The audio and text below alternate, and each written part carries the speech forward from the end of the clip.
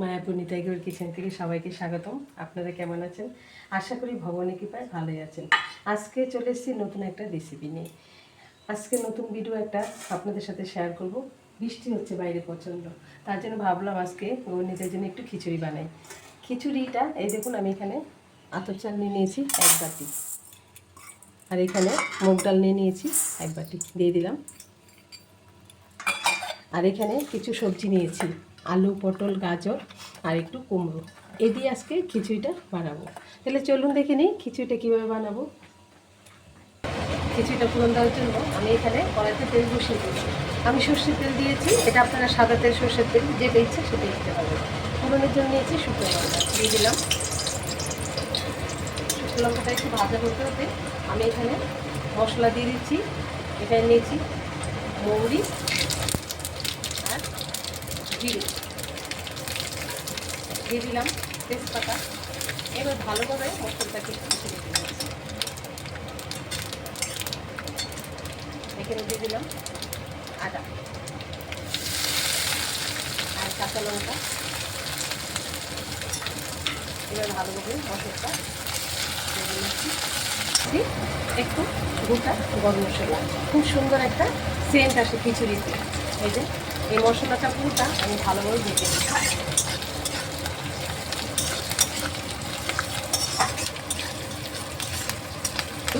বানিয়ে রেখেছিলাম সবজিটা দিয়ে দিচ্ছি।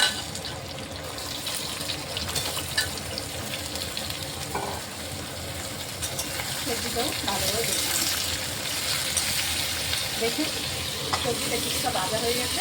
এখন আমি এখানে এই যে চাল ডাল দিয়ে রেখেছি, চাল ডালটা দিচ্ছি।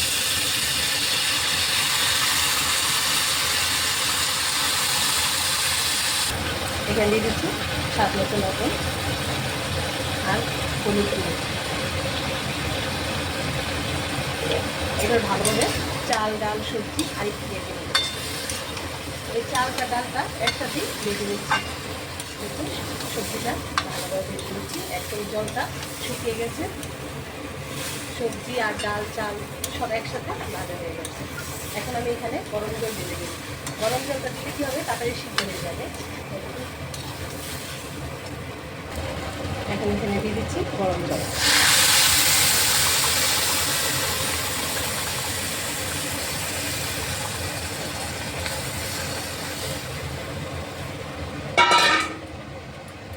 দিয়ে জলটা দিয়ে ভালোভাবে একটু নেড়ে ছেড়ে দিলাম।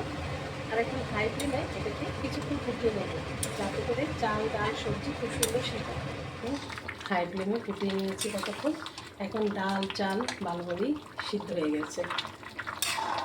প্রথমে আমি লবণ দিয়েছিলাম, কিন্তু আর একটু লবণ লাগবে, দিয়ে দিচ্ছি। আর এখানে নিয়েছি একটা টমেটোটাও দিয়ে দিচ্ছি। দিয়ে আর কিছুক্ষণ ফুটিয়ে নিচ্ছি।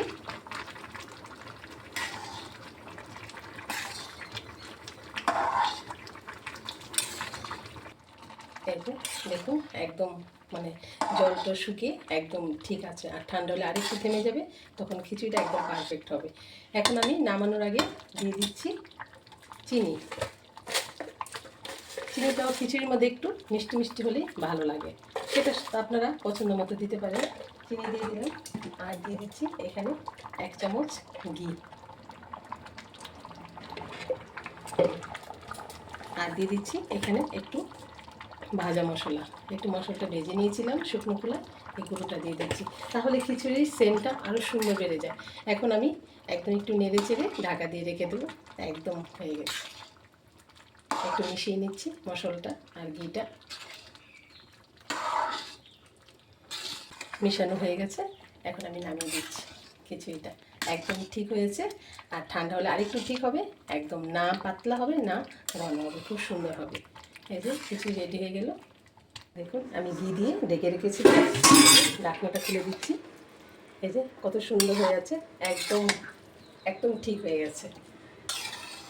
এরকমভাবে আপনারা ভগবানের জন্য ভোগের খিচুড়ি রান্না করে ভগবানকে ভোগ লাগিয়ে প্রসাদ পেতে পারেন। এখন আমি আমার গণিতের জন্য বের নিচ্ছি। দেখুন রেডি হয়ে গেল খিচুড়ি।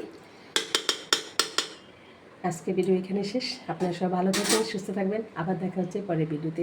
হরে কৃষ্ণ।